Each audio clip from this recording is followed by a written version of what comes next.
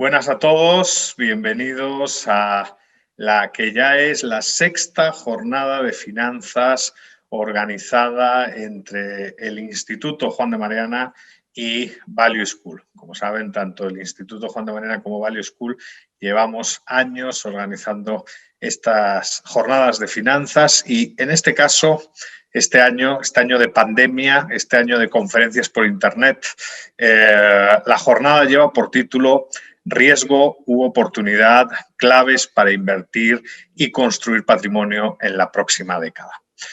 Como saben, hemos planificado esta jornada a lo largo de 3 sesiones que ocuparán toda la tarde de este viernes 9 de octubre de 2020, ¿no?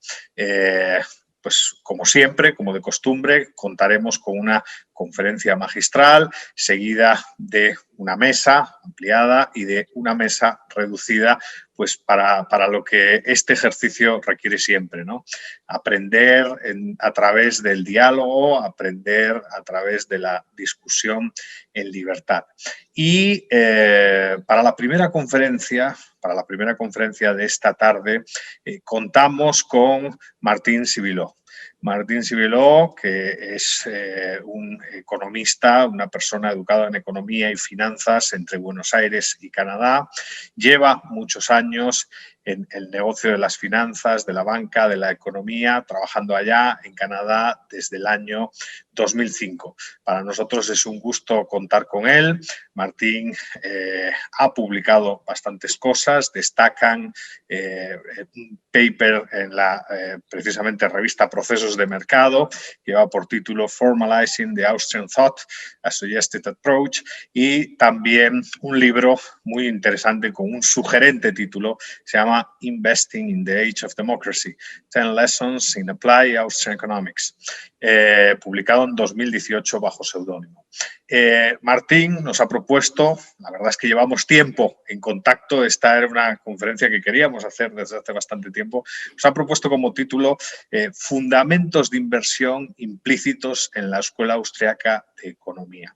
Y como todos sabéis, en esta casa, en el Instituto Juan de Mariana, pues la metodología será la de siempre, ¿no?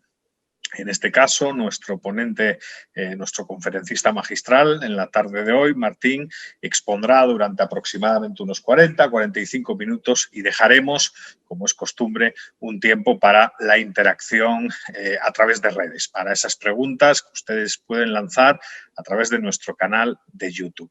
Sin más dilación y dándole la palabra al protagonista de esta tarde, solo me queda decir, Martín, muchas gracias por tu tiempo, muchas gracias por querer tanto al Instituto Juan de Mariana y animarte a abrir esta sexta jornada de finanzas. Ya sabes que esta es tu casa, bienvenido.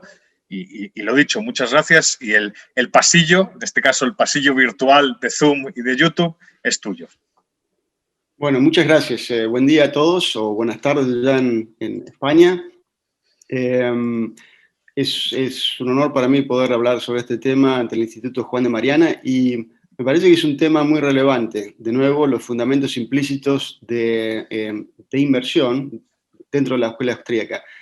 A mí siempre me interesó el tema porque yo me había educado en la Universidad de Buenos Aires bajo la corriente mainstream y cuando empecé a trabajar en finanzas me pareció que me faltaban instrumentos para entender lo que estaba sucediendo.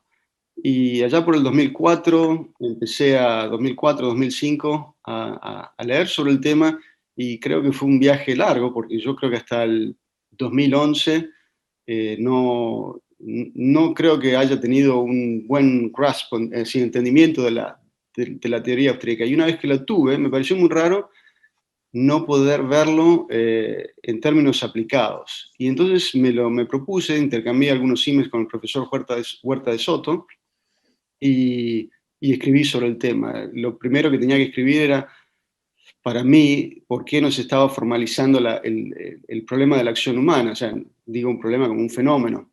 Pero bueno, voy a pasar a dar la presentación en sí sobre este tema. Déjenme ver. Quiero estar seguro de que estemos compartiendo la pantalla aquí.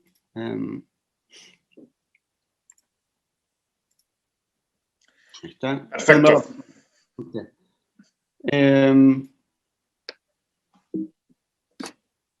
Antes que nada, quería simplemente hacer un disclaimer, que los comentarios que voy a hacer aquí son únicamente míos y que lo preparé de forma independiente y que están basados en mi conocimiento, que es limitado sobre el tema, y que no quiero dar ninguna recomendación financiera a nadie, ni tengo en cuenta objetivos específicos de nadie. Habiendo dicho eso, paso a la presentación en sí.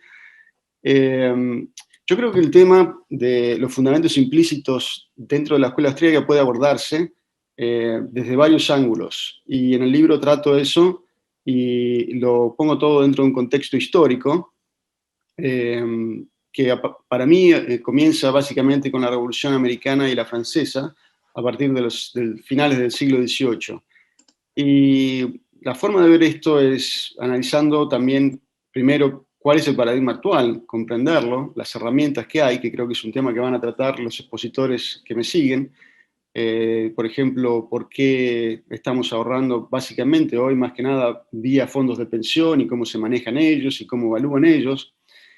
Y la otra forma de verlo también es desde el punto de vista de la teoría del ciclo, los conceptos macros que los austríacos manejamos, el concepto de inflación y riesgo sistémico.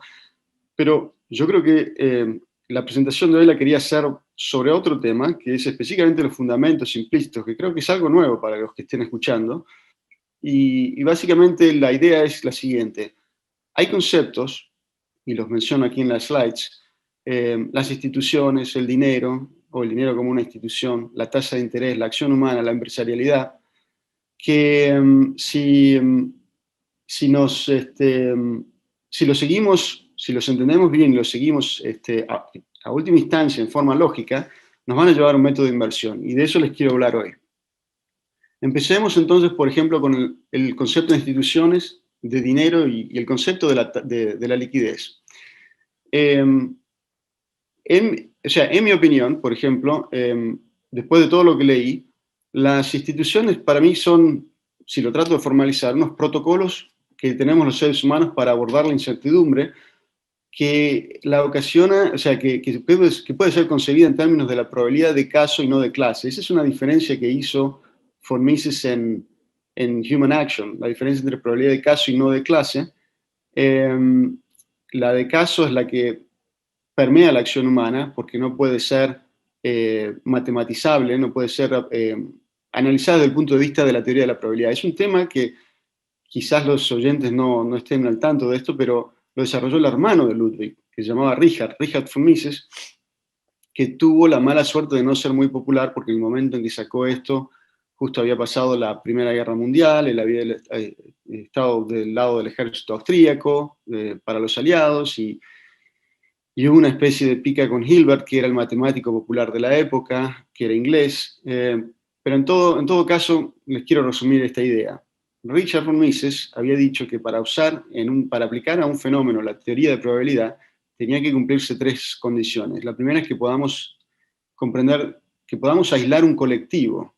Un colectivo es un fenómeno que le sucede a varios objetos que estemos estudiando, que los caracterice y que podamos, de nuevo, definirlo como colectivo. El segundo, la segunda condición es que pongamos una métrica a eso, algo que queramos medir de ese objetivo y comprobemos a través de observaciones que ese valor, o sea, que hay una convergencia a través de varias observaciones a ese valor. Y la tercera condición es que no importa qué serie de tiempo tomemos, en las observaciones de eso, siempre veamos que esa convergencia se da. En los seres humanos, en las empresas, en los empresarios, en la función empresarial, por decirlo así, es imposible aplicar teoría de la probabilidad. Es decir, en la vida nuestra no vamos a siempre estar siendo objeto de... No siempre vamos a encontrarnos con fenómenos que son colectivos, que convergen a algo, etc. Entonces, actuarialmente ha sido definido eso y se comprende eso así en forma familiar como riesgo asegurable. Lo que tenemos en general es riesgo no asegurable, permeando la vida nuestra. ¿Y cómo hemos aprendido a lidiar con ese riesgo no asegurable? Bueno, creamos instituciones. Cuando tenemos que comunicarnos, hemos desarrollado espontáneamente en un proceso de mercado, si se puede decir, el lenguaje, como también tenemos un riesgo no asegurable a lo largo de nuestras vidas, hemos creado la familia, y en general nos hemos dado cuenta de que podemos crear muchas más cosas a través del intercambio indirecto, pero el intercambio indirecto tiene ontológicamente su naturaleza que lidiar también con el problema no computable de los diferentes necesidades y deseos que tienen y valores subjetivos que tienen todos los actores. Entonces, hemos llegado a una institución que se llama dinero para abordar precisamente el problema no computable. Ahora, históricamente, eso se materializó en el oro, pero podría haber sido cualquier otra cosa. Terminó siendo el oro. Ahora estamos elaborando, experimentando con dinero virtual, pero si nos referimos a este punto de vista institucional, nos vamos a dar cuenta de que carece de fungibilidad y de la posibilidad de ser redimible. Y esos son también atributos necesarios, muy necesarios en la institución del dinero para abordar la naturaleza, de nuevo, no computable, diría yo, del intercambio indirecto. El concepto de no computabilidad es algo que voy a hablar más adelante, cuando me refiero a la acción humana, pero en general está muy relacionado con la probabilidad de caso. Pero ¿por qué esto es importante para entender un método de inversión? Bueno, precisamente porque si entendemos que el dinero es una institución que nos permite abordar el problema no computable, no modelable de intercambio directo, entonces vamos a entender que la liquidez no es como dentro del paradigma actual se lo ve como un atributo de un activo de inversión. O sea, dentro del paradigma actual, cuando los portfolio managers tratan de armar, o sea, arman sus carteras de inversión, siempre lo hacen en términos de liquidez, por ejemplo, activos menos líquidos, más líquidos, etcétera. El inversor austríaco no debería preocuparse por eso, porque si uno quiere afrontar el problema de la liquidez, tiene que tener dinero, punto. Y eso no debería haber una cartera de liquidez, o sea, uno tiene que tener su dinero separado de lo que va a usar para invertir, como un activo de inversión. Y si ese dinero terminó siendo oro, bueno, el oro no es un activo de inversión. Y yo sé que esto es contraintuitivo, o sea, la creencia generalizada dentro de los goldbacks que uno está invertido en oro. Uno no está invertido en oro, uno en realidad tiene oro como para afrontar la preferencia de liquidez, la necesidad de liquidez, y no hay que engañar, o sea, yo también puedo tener oro, pero no me engaño, no es un activo de inversión, lo tengo solamente porque estoy viendo otros problemas macros que hay, donde veo que la política monetaria destruye capital en el contexto actual, pero no me quiero ir por esa rama, y por lo tanto creo que de vuelta me estoy por enfrentar, todavía no me enfrenté, con algún problema muy grande que no lo puedo modelar, que no lo puedo ver y por eso tengo oro. Y creo que la tasa de devaluación de los otros activos versus ese oro va a ser tan grande que vale la pena tenerlo y afrontar este proceso líquido. Pero no tengo para mí, no tengo un activo invertido, nada, porque no me está dando ningún rendimiento. Y tampoco pretendo comparar acciones u otros instrumentos financieros contra oro, porque simplemente no comparo el dinero el dinero es dinero, está para solucionarme mis problemas no computables, no previsibles que me pueden suceder en el futuro. Entonces, si está claro ese concepto de institucionalidad, si está claro el concepto del dinero, si está claro el concepto de liquidez, que no es necesariamente un atributo específico de un activo, sino que es algo subjetivo, la preferencia por la liquidez es lo que vale. Y es interesante porque Keynes se refiere todavía en 1936 a la preferencia por la liquidez y no a la de liquidez. Y ese es un concepto que se ha corrompido bastante a lo largo del siglo XX, porque se ha confundido mucho con el crédito. Hoy por hoy, dentro del mercado, del mundo de las finanzas, se confunde la posibilidad de obtener crédito para transar un activo como líquido. Este activo es líquido, se dice. Lo que quieren decir es que se puede usar como en caución para un margin, etcétera, y tener crédito e invertir con ese activo. Por ejemplo, los treasuries. Pero no es dinero en el concepto original que uno tiene en mente como austríaco, ¿no?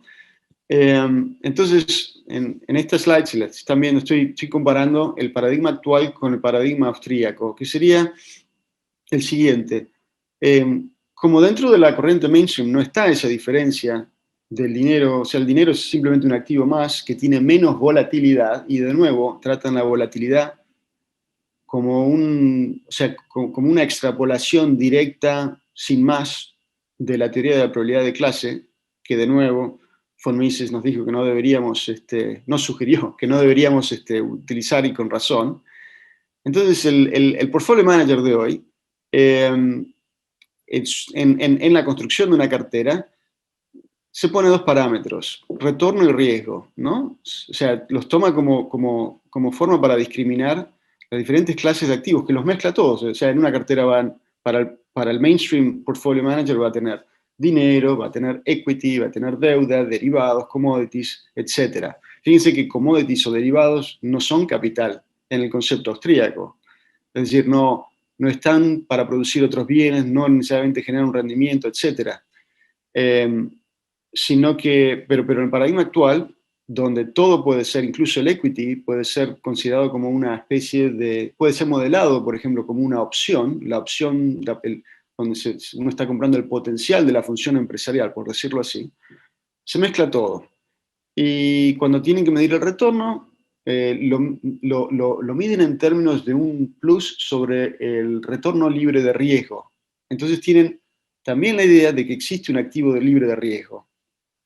Y como austríacos sabemos que eso no es así, porque el riesgo soberano no es cero, no es que un bono soberano es libre de riesgo, porque en el mejor de los casos, donde no hay un default, la inflación misma es default, porque está violando el principio de Tantundem, que quienes hemos leído sobre eso de Don Huerta de Soto, entendemos que simplemente no respetar el Tantundem, pero pronunciarlo bien en latín, no respetar, devolver aquello que se pidió prestado en calidad, ¿no?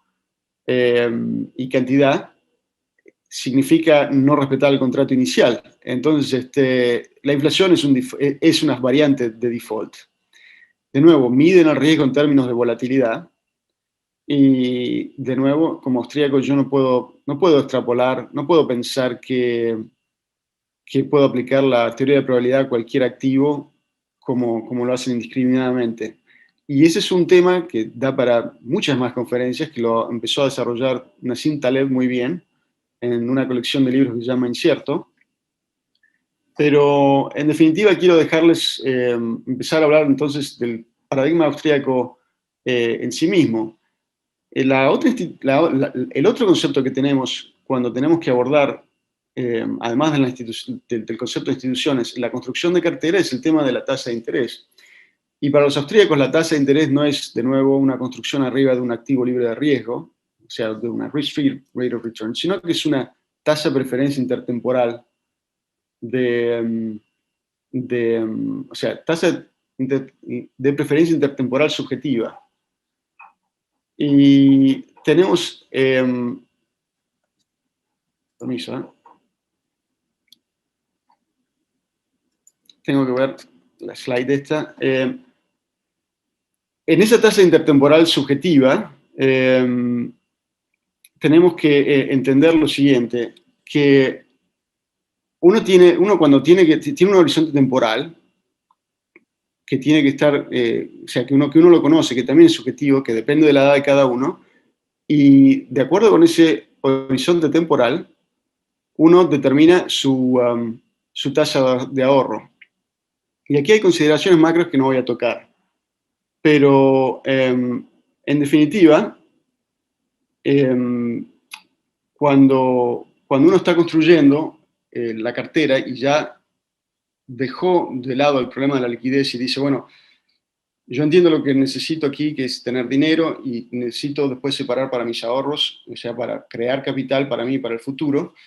Entonces, no voy a crear una frontera eficiente, como lo veo representado aquí en la slide anterior, sino que lo que tengo que tener en cuenta es cuál es mi objetivo de ahorro, cuál es mi horizonte temporal, y se da una cosa interesante aquí, que también es contraintuitiva, que es la siguiente: cuanto cuanto mayor es ese horizonte temporal, menos es lo que debería uno arriesgar, porque el valor final de $1 perdido, arriesgado, es muy alto comparado con lo que, o sea, es bastante alto. Y quería ver, me parece, ¿hay un problema? ¿Me están escuchando bien? Sí, sí, se te escucha. ¿Me escucha bien? Ok. Entonces, perdón, quería decir lo siguiente. Hay un concepto que también es contraintuitivo versus el paradigma actual, que es el siguiente. Cuando uno cuenta con un mayor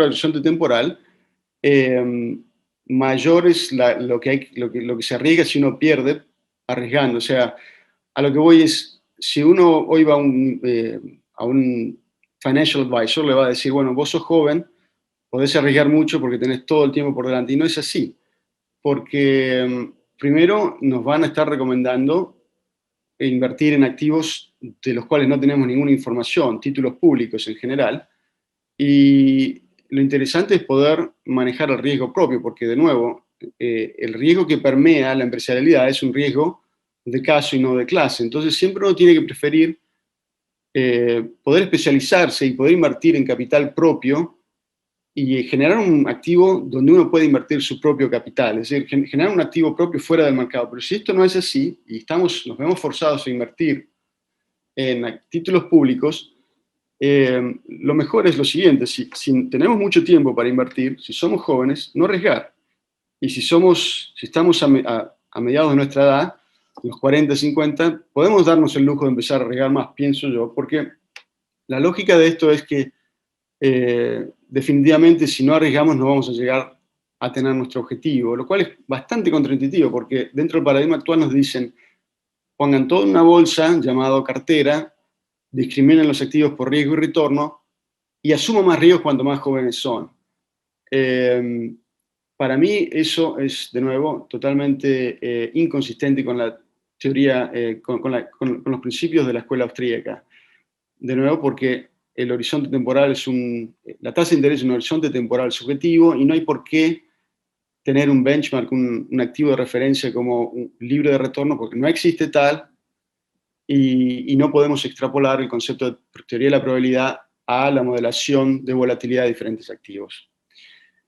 Entonces, nos enfrentamos de nuevo, cuando empezamos a invertir siempre, con el hecho de podemos o no crear un activo propio. En general, en el siglo XX, dado los problemas que hemos tenido, donde básicamente se nos ha devaluado los ahorros porque hemos perdido el dinero privado y porque de cierta forma nos han confiscado los ahorros a través de los modelos coactivos de pensión, ¿no? Donde nos fuerzan a ahorrar, nos han sacado ese skill, esa habilidad que podríamos haber aprendido, que teníamos antes para ahorrar y invertir. Y lo único que nos han dejado, por ejemplo, hoy es invertir en inmuebles, como algo donde podemos manejar el riesgo propio o la empresa, pero es tan difícil crear una empresa que en general el activo de preferencia ha sido el inmueble, ¿no? Pero bueno, no me voy a meter en ese tema. Quiero pasar directamente a la construcción en cartera en sí. Una vez que hemos llegado a la necesidad de armar una cartera y conocemos nuestro horizonte temporal, ¿cómo lo hacemos? ¿Cuánto alocamos a equity y cuánto alocamos a deuda, por ejemplo?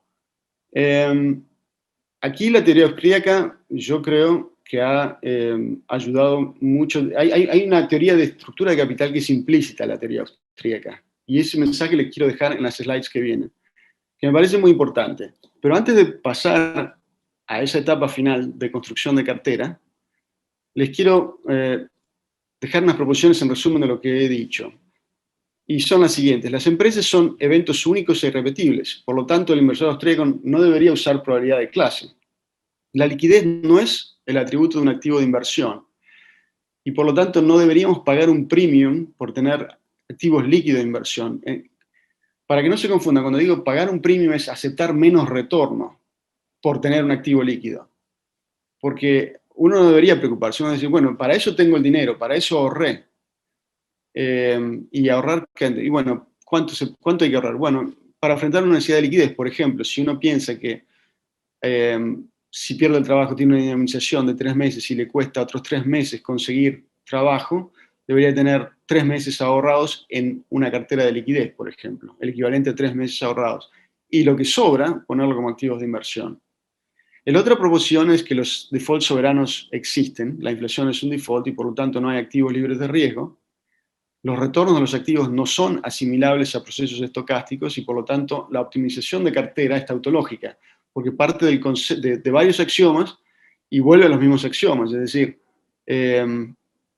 parte de diciendo, bueno, hay un activo libre de riesgo, voy a usar volatilidades, etcétera, y voy a llegar a un retorno esperado o a una construcción de cartera esperada basado en todo eso, pero simplemente hicimos todo un ejercicio tautológico, no hemos descubierto nada en sí nuevo. Y la tasa de interés es una tasa de intercambio temporal, por lo tanto la construcción de cartera debería ser un ejercicio subjetivo. Vamos ahora a hablar del tema de la teoría de estructura de capital implícita en la escuela austríaca. Y los conceptos claves para esto, antes que nada quisiera aclarar a qué me refiero con estructura de capital. La estructura de capital, cuando hablo de estructura de capital me refiero a que tiene que haber una consistencia en un modelo de negocios, en la capitalización de un modelo de negocios, perdón, entre cómo se financia, o sea, el mix que tiene de deuda y equity. En la teoría mainstream han salido con teoremas como el de Miller-Modigliani, donde dicen que si uno no considera transacciones, costo de transacciones, si uno ignora intervenciones estatales, impositivas, etcétera, financiar una empresa por equity o financiarla por deuda debería ser un ejercicio indiferente. Y yo creo que si uno entiende el concepto de acción humana y de función empresarial, uno jamás puede llegar a esa conclusión. Y como no puede llegar a esa conclusión, tiene que tener una teoría diferente a la mainstream acerca de lo que es la estructura de capital. Y paso a hablar de la misma. La acción humana, en términos formales, no es computable. Esto es algo que siempre nos pincha a los austríacos. Es como que siempre nos está molestando porque nos critican los de mainstream como que no usamos las matemáticas, que no, o sea, que quizás porque no nos da la cabeza como para usar la matemática lo suficiente como para probar nuestras teorías. Y ha habido todo un debate atrás de esto sobre el cientificismo que lo trajo Hayek, que escribió mucho sobre eso, pero no quiero meterme en todo esto. Lo que quiero decir es lo siguiente, y lo dije también, lo escribí en un artículo en Procesos de Mercado. El onus de probar que es computable está en ellos, o sea, y debería ser muy simple, porque a principios del siglo XX, nosotros, o sea, los humanos tuvimos que llegar a descubrir test de computabilidad. O sea, cuando Alan Turing y Alonzo Church y los otros que estuvieron trabajando en el nacimiento de la teoría de la computación, empezaron a trabajar en la misma, tuvieron que llegar en términos formales a demostrar qué era y qué no era computable. Entonces, si la acción humana, y esos tests que tienen diferentes nombres, que están todos ligados, que es el test de la incompletitud, o recursividad, o computabilidad, o decidibilidad, están disponibles. Si alguien quiere probar que la acción humana cumple cualquiera de ellos, puede hacerlo. Y yo digo lo siguiente, yo pruebo que no es, o sea, que no cumple ninguno de ellos. Y eso es algo muy importante para definir un método de inversión. Porque, o sea, lo que quiero decir es lo siguiente, no es posible, voy a usar un simple, no es posible categorizar a la acción humana o analizarla en términos formales que puedan contestar, por ejemplo, siguiendo los tests de Turing, la respuesta de sí o no. No puedo o de si es verdadera o no una sentencia o una acción generada por la acción humana. En términos económicos, por ejemplo, no me sería posible decir en 1920 que el silicio es parte de una función de producción de los microprocesadores. No me sería posible decir que es verdad esa aseveración, ni que es mentira, ni que es correcta, ni que es falsa. O sea, no tengo forma de demostrarlo. Lo que sí puedo demostrar, lo que sí puedo poner en términos recursivos, en términos de algoritmos, o sea, de pasos, de cómo hacer, es la creación empresarial, o sea, el resultado de esa acción humana. Y uno puede concebir a cualquier modelo de negocio, a cualquier producto como un algoritmo o como una función recursiva. Por ejemplo, uno puede tomar una función recursiva, perdón, me voy a explicitar un poco más sobre este tema. Una función recursiva es una función que permite ver si un elemento es parte de un sistema o no. Y si lo es, le asigna un 1, por ejemplo, le asigna un valor o no le asigna. Es típico de los circuitos lógicos en computación. Y en este caso podemos pensar en la función de beneficios y pérdidas, por ejemplo, como una función recursiva. Uno tiene un input, una función no tiene inputs, que serían los recursos económicos utilizados en esa función de producción, y si generan un beneficio, esa función tira un 1, y si no, si una pérdida, genera un 0. Ahora, eso solo se da cuando ya se creó ese modelo de negocios, pero la creación en sí misma no es recursiva. Y entonces uno podría pensar, en términos formales, que la empresarialidad es la creación de funciones recursivas. O sea, un empresario, si uno ve a un producto como un algoritmo, por ejemplo, como una serie de pasos, por ejemplo, tomemos el producto, un bife, una carne con el que estoy familiarizado. Hay una serie de pasos. Uno compra el ternero, lo engorda, llega un momento en que lo pesa, si tiene el peso correcto, lo manda a la cadena de producción para generar bife, si no, lo deja en el campo, por ejemplo. Es un algoritmo, el bife es un algoritmo, el café es un algoritmo, todo es un algoritmo, porque es posible describirlo, ese recurso económico, ese producto, etcétera, es posible describirlo en una serie de pasos. Y un empresario, entonces, la función empresarial es simplemente el descubrimiento de algoritmos, ¿no? Que van a tener diferentes grados de decidibilidad o de computabilidad, porque siempre hay una incertidumbre que, como dijimos, es de caso, y por lo tanto siempre hay empresas que quiebran, y siempre hay empresas que las que les va bien, y es incierto todo el proceso de mercado. Pero cuando uno entiende esto, se da cuenta de que a medida que aumenta la incertidumbre, a medida que aumenta, por ejemplo, o disminuye la computabilidad, por decirlo así, del modelo de un negocio, menor es la previsibilidad de los flujos de fondos que uno puede esperar sobre eso. Y como ven en este gráfico, hay una relación directa, que no lo pongo en términos lineales, sino en términos de saltos, porque de nuevo la acción humana es discreta y no es continua. Pero en definitiva, cuanto mayor es la computabilidad del modelo de negocios, mayor es la previsión de los flujos de fondos. ¿Y esto qué tiene que ver con el proceso de inversión? Bueno, es muy simple. Cuanto mayor es la computabilidad de negocios, menor debería ser la necesidad de invertir en equity. O sea, porque no hay mucho potencial, porque uno no está expuesto a volatilidad, porque uno no está expuesto a riesgos que no sean, que sean conocidos. O sea, la única forma de exponerse al crecimiento es exponiéndose uno a diferentes situaciones que uno no las pudo prever. Esa sería una forma de concebir el tiempo económico que tiene, por ejemplo, Huerta de Soto. Entonces, de nuevo, si volvemos al ejercicio donde teníamos que, con diferentes horizontes temporales, determinábamos tasas de ahorro, y entonces decíamos que cuanto más jóvenes, menos tenemos que arriesgar.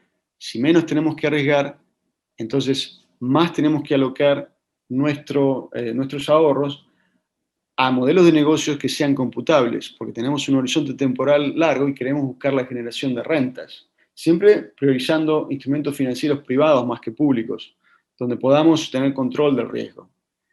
Y viceversa, cuanto menos tenemos y más tenemos que arriesgar para poder llegar, menos tiempo tenemos y más tenemos que arriesgar para poder llegar a nuestros objetivos de ahorro, más tendríamos que buscar crecimiento invirtiendo dentro de la estructura de capital de empresas cuyos modelos de negocio sean menos computables. Y les voy a dar un ejemplo. O sea, Un ejemplo de no computabilidad sería Google, por ejemplo, en su mission statement. Google dice: la misión de nuestra empresa es organizar la información del mundo y hacerla universalmente accesible y útil.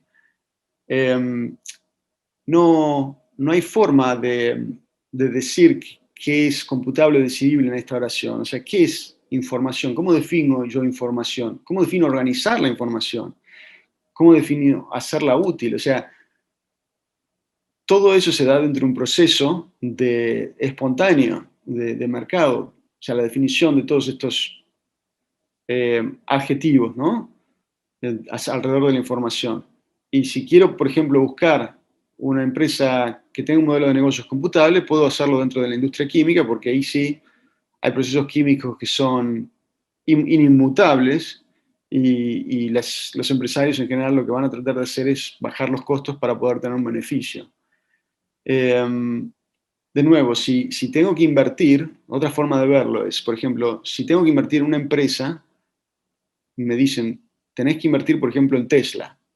Tesla no sé qué es lo que es, o sea, no sé qué es, o sea, no sé si es hoy por hoy, si es una empresa que va a hacer autos, si es una empresa cuyo valor va a provenir de hacer baterías, si va a tener mucha propiedad intelectual en el software, alrededor del control de autos, o sea, el control, o sea, el driverless, o sea, si los autos, si el valor de Tesla está en que los autos pueden manejarse solos, por ejemplo, o no, o sea, no tengo forma de hacerlo. Y si Tesla me dice: invierte en mí, yo digo: bueno, voy a invertir, como es un negocio no computable, en las acciones de Tesla, no en los bonos. Y es interesante porque Tesla comenzó financiándose por bonos y por poco casi cae en default.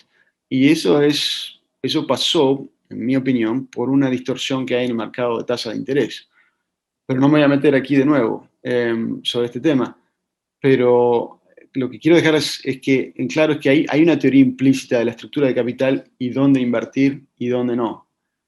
En resumen, quiero dejarles esto: que la acción humana es discreta y no continua, y por lo tanto no se puede utilizar análisis infinitesimal, que el proceso de coordinación social es dinámico y no podemos utilizar modelos de equilibrio estáticos, y que la decidibilidad o computabilidad de un negocio determina la certeza de flujo de fondos y por lo tanto determina la estructura de capital de la empresa.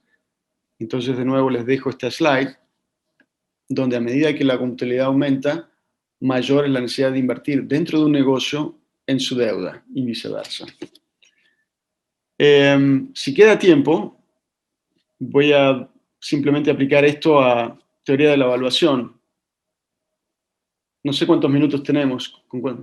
¿Tendremos unos 5 minutos más? Sí, 5 minutos. Bueno, aquí hay un tema importante, porque si la acción humana, si yo estoy en lo cierto y lo que se deduce de la escuela austríaca es que la acción humana es no computable, ¿cómo podemos evaluar el título de propiedad sobre la acción humana, sobre la creación empresarial, que es el equity? Cuando hacemos un modelo de flujo de valor, así por flujo de fondos, ¿no?, de un equity, ¿estamos realmente descubriendo valor? Yo creo que sí, solamente si nosotros somos los empresarios que podemos controlar el riesgo de caso, no de clase. Y no tiene ningún sentido esta evaluación en títulos de equity públicos, a menos que uno sea un inversor activista y diga: bueno, estoy comprando esto porque una vez que tenga el 51% de esto, voy a poder hacer cosas que el management hoy no lo hace. Pero en sí, como yo no tengo inside information, no estoy evaluando nada, no estoy descubriendo nada. La evaluación de equity pública, por decirlo así, es un ejercicio tautológico. Y les doy un ejemplo así gráfico. Cuando uno está haciendo un flujo de fondos descontado, una evaluación, uno toma supuestos sobre ventas y costos de ventas y márgenes, etc. Y llega un valor presente, que es el valor presente descontado del flujo de fondos, que incluye un valor final sobre el cual uno asume un múltiplo, por ejemplo, y una tasa de descuento. Pero eso no es descubrir valor, eso es simplemente hacer un ejercicio de estática comparada determinista, donde uno cae de nuevo una tautología y dice: bueno, porque yo creo que van a subir tanto las ventas o voy a bajar tanto mis gastos, va a tener que valer tanto. Es una guía importante cuando uno lo aplica a la empresa que uno maneja, pero no uno caería en una falsa ilusión si uno cree que está evaluando algo sobre lo cual no tiene ningún control. Acá hay un video de Don Huerta de Soto sobre esto. Catedráticos de la economía neoclásica. A ver si lo puedo poner. Son 2 minutos, menos de 2 minutos. Cuando yo les ataco diciendo que no dan entrada al tiempo en sus modelos, se defiende diciendo, ¿cómo que no, Jesús? Mis modelos son dinámicos. Digo, sí, demuéstramelo. Dicen, te lo voy a demostrar. Entonces desarrollan su modelo y ellos hacen lo siguiente. Ponen en el modelo una serie de subíndices y dicen que T1 es la situación del modelo en el tiempo 1, T2 en el T2, T3 en el T3. Claro, cuando a mí me dicen eso, yo lo veo y digo... Porque esto es una burla. Esto es espacializar el tiempo. Les calmará su inquietud de que sus modelos no son dinámicos, pero lo que están haciendo es espacializar. Es decir, lo que explicaba antes, encorsetar el tiempo praxeológico de la acción humana con una concepción ajena, que es la del mundo de la ciencia natural, espacializándolo. De manera que en sus modelos, aunque los llamen dinámicos, en realidad son modelos deterministas en los que el futuro está dado, está allí ya, solo falta que llegue, que venga, un porvenir, no un por hacer. Y se quedan muy tranquilos porque tienen los subíndices temporales en sus correspondientes variables. Bueno,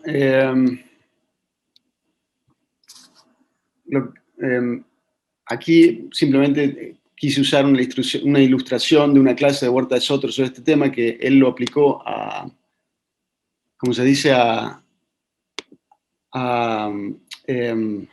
la macroeconomía, pero creo que también aplica a la evaluación de empresas, porque tenemos modelos estáticos de evaluación y, como dije, si la acción humana es no computable, entonces el título de propiedad sobre la misma tampoco debería ser computable.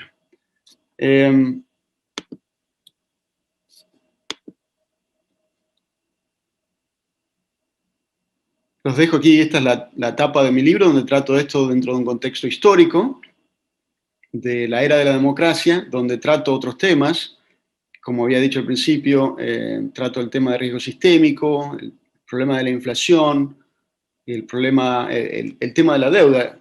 Piense que solo hemos hablado en lo que se refiere a equity, ¿no? Nada más, y discuto mucho más, trato mucho más sobre la teoría de la probabilidad aplicada desde el punto de vista austríaco a la evaluación y a la inversión. Esos serían para mí temas adicionales que podrían venir para cualquier otra conferencia sobre fundamentos implícitos de inversión en la teoría austríaca, y si pudiera sugerir áreas de investigación dentro de este campo, me parece que sería importante trabajar más sobre la elaboración formal de la no computabilidad de la acción humana. Si fuese posible desarrollar una álgebra algorítmica, si dije que los productos, los recursos económicos pueden ser definidos como algoritmos, uno podría pensar en una álgebra algorítmica, en el análisis de redes de información con nodos que no sean neutrales, porque nosotros no somos neutrales, no solamente transmitimos, sino creamos información, y con una concepción del dinero como un operador algebraico neutro dentro de esos algoritmos, y gracias al cual los algoritmos pueden trabajar entre sí, y el crecimiento económico ser modelizado como complejidad algorítmica. Es un tema que todavía ni nació, pero me parece que podría vislumbrar un futuro dentro de la escuela austríaca en lo que se refiere a teoría de las finanzas, teoría de la inversión. Les dejo aquí mi nombre y mi información de contacto y estoy a su disposición con cualquier pregunta. Muchas gracias, Martín. La verdad es que ha sido una conferencia genial. Tenemos varias preguntas en el chat de YouTube. Okay. Vale, si te parece, procedemos a ellas. En primer lugar, nos preguntan sobre los límites de la matematización para hacer predicciones. Si podrías explicarnos en qué casos crees que los modelos pueden ayudar a predecir el comportamiento de los agentes económicos. En ninguno. O sea, cuando yo digo, por ejemplo, que quiero referirme nada más que a lo que se refiere a inversión en sí misma. creo que es importantísimo entender y recomiendo leer a Richard von Mises, un libro que se llama Statistics and Truth, algo así se llamaba, Statistics and Truth, y lo escribió en 1927, no me lo acuerdo ahora, pero tenemos el problema de la probabilidad de caso, es decir, no podemos, nunca tratamos como seres humanos, no tenemos el beneficio, el lujo de pensar que somos un colectivo. Y por lo tanto no hay ninguna convergencia a nada, ningún valor que tomemos acerca de nuestro, salvo en términos físicos, que es lo que usan los actuarios, ¿no? Para saber, ¿cómo se dice? Para poder estimar probabilidades de vida, de supervivencia, etc. Pero aún así ellos están limitados. Y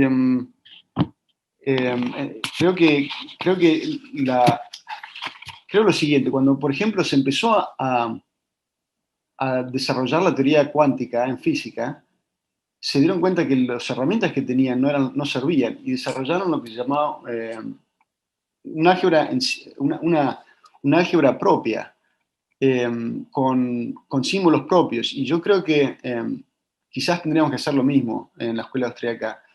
Tratar de abrir, o sea, to think outside of the box y decir, bueno, no es matematizable, pero sí es formalizable en cierta forma. Ya, la acción humana genera algoritmos. ¿Cómo podemos...? ¿Existe una álgebra algorítmica que podamos usar? Por ejemplo, si uno ve el caso de los mergers and acquisitions, básicamente se plantean que la unión de dos algoritmos tiene que ser un algoritmo de valor diferente. ¿No es cierto? Entonces, hay ciertos principios en términos de álgebra algorítmica que yo creo que se puede aplicar para sortear este problema de la falta de matematización y pensar si los algoritmos de creación de la acción humana son, por ejemplo, asociativos o conmutativos. Yo creo que no lo son. Y en cierta forma, por ejemplo, cuando el proceso de mercado nos genera complejidad algorítmica, que es lo que familiarmente llamamos como especialización. Y el socialismo puede formalmente ser descrito como la pérdida de complejidad algorítmica. O sea, los estoy invitando aquí a pensar en cosas que todavía no hemos inventado. O sea, en desarrollo, probablemente trabajando en conjunto con matemáticas sobre el tema, ¿no? Pero no tratar de limitarnos con los instrumentos que tenemos porque tratan de describir situaciones de lógica que son deterministas, que corresponden a espacios que se llaman de Hilbert limitados y que no son ajenos a la creación humana. Vale, de acuerdo. Tenemos más preguntas. Carlos García nos pregunta si es sensato seguir una filosofía económica austríaca en un panorama tan keynesiano como el que existe hoy en día en Europa o Estados Unidos. Él dice que invierte el 20 o el 30% de sus ingresos. Yo creo que sí, por eso lo que acabo de, o sea, lo que escribí es una forma de dar esperanza. En realidad, lo que describí, pienso yo, era la forma en que se invertía antes. Es decir, es un skill que tenían quizás nuestros tatarabuelos, que lo hemos perdido porque nos han sacado la habilidad de ahorrar. Y yo me sigo por este método. Personalmente no puedo decir o sea, me ha ido muy bien. Personalmente me ha ido muy bien, sobre todo de que terminé de resumirlo todo en un libro, pero no sé si es suerte o si es realmente el método. O sea, no tengo forma de decirlo, pero a mí me ayudó y duermo muy tranquilo siguiendo este método, que es, de nuevo, separar mi cartera de liquidez, no ilusionarme pensando que cuando tengo dinero tengo inversión. O sea, cuando tengo oro estoy invertido. No preocuparme por las variaciones diarias dentro de mi cartera separada de activos de inversión, que mi cartera de inversión tenga un match, una consistencia con mi horizonte temporal. Yo estoy en mis 40, llegando a los 50 años y no me queda mucho tiempo, entonces obviamente si me sigo a mí mismo, verán que yo, o sea, en mi cartera yo arriesgo mucho más de lo que habría arriesgado cuando era más joven, si hubiese seguido este método. Y duermo tranquilo, porque hay otro tema que no traté aquí, que es el tema de tail hedging, o sea, que lo trata mucho Nassim Taleb, que es muy importante, que daría para otra conferencia, que es el siguiente. El riesgo que afrontamos es un riesgo sistémico hoy en día. No es el riesgo particular de una empresa, no, porque siempre podemos diversificar. Y ese riesgo sistémico hay que de alguna manera cubrirlo, porque es un riesgo que la teoría mainstream piensa que es modelable y no lo es. O sea, toda la obra de Nassim Taleb está alrededor de eso, de la imposibilidad de modelarlo y la necesidad de afrontarlo de alguna manera. Yo recomiendo para eso, para el que le interese el tema, leer y escuchar videos de YouTube de Mark Spitznagel, que tiene un fondo que se dedica a eso. Y básicamente la enseñanza de todo esto es la siguiente. Uno, dentro de esa cartera de inversión separada de la liquidez que acabo de mencionar, uno puede tener un 1% en opciones que suban enormemente en su valor ante un riesgo sistémico para compensar la caída en el valor de los otros activos de inversión que tiene. Pero siempre esto hablando de títulos públicos, ¿no? De nuevo, esto es algo que está... Es un área de investigación dentro de la escuela austríaca que creo que está empezando. Mark Spitznagel debe saber mucho más que yo y lamentablemente no he escrito, y si he escrito es solo escrito sobre el tema de riesgo sistémico. Vale, de acuerdo. Y todavía nos queda una última pregunta, ¿vale? Ya no podemos preguntar más porque nos quedamos sin tiempo.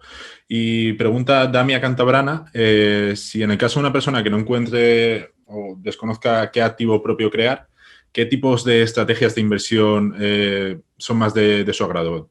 Añade cartera permanente, indexación diversificada. Bueno, de nuevo, no quiero dar un consejo a nadie personal, pero dependiendo del plazo de tiempo con el que uno cuenta y de la tasa de ahorro con la que uno cuenta y del objetivo que tiene al final del día, uno tiene que hacer unos cálculos y decir, bueno, ¿cuánto necesito de aquí a X años? ¿Cuánto tendría que ahorrar?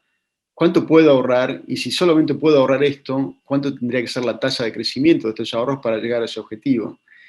Y en ese sentido, si hay que combinar eso, o sea, si hay que ser agresivo para poder llegar a ese objetivo, yo recomiendo pensar en términos de la estructura de capital como lo acabo de mencionar, es decir, buscar negocios que sean lo menos computables posibles y invertir en acciones y diversificar en eso, o sea, en las acciones de esos negocios. Es decir, no voy a mencionar ninguno, pero son todos negocios que una clave para mí para identificar estos negocios es la siguiente: cuando empiezan, ni los mismos contadores, ni los mismos Chief Financial Officers de estos realmente pueden definir qué es un ingreso. Por ejemplo, pensemos hace 20 años en la revolución .com. No se sabía si apretar un clic, si mirar una pantalla era un revenue, qué valía, si valía más la cantidad de visitantes en una página. O sea, era muy no computable, no sabíamos dónde iba a terminar ese negocio. Eso siempre lo tengo como una clave yo para definir cuándo un negocio es menos o más computable. Cuanto menos puedo definirlo y cuanto, por ejemplo, más sé que está influido por su fundador, una suerte de Steve Jobs, etc., más me gusta invertir ahí para conseguir crecimiento.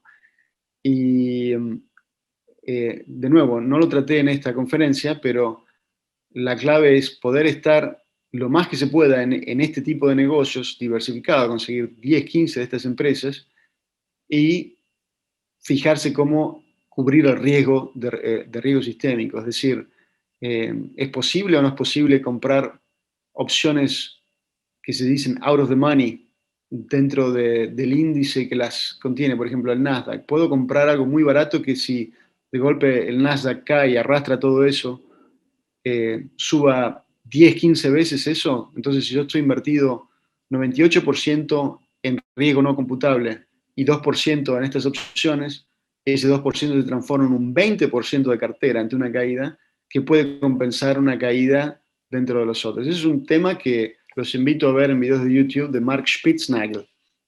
Se podría dar otra charla sobre el tema y creo que vale la pena, pero no lo traté hoy aquí. Vale, muchas gracias, Martín. La verdad es que ha sido una conferencia muy interesante.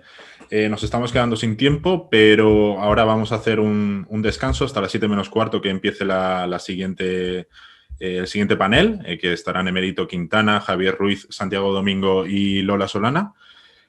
Así que muchas gracias, Martín, por haber compartido este tiempo con nosotros, y a los espectadores nos vemos a las 7 menos cuarto.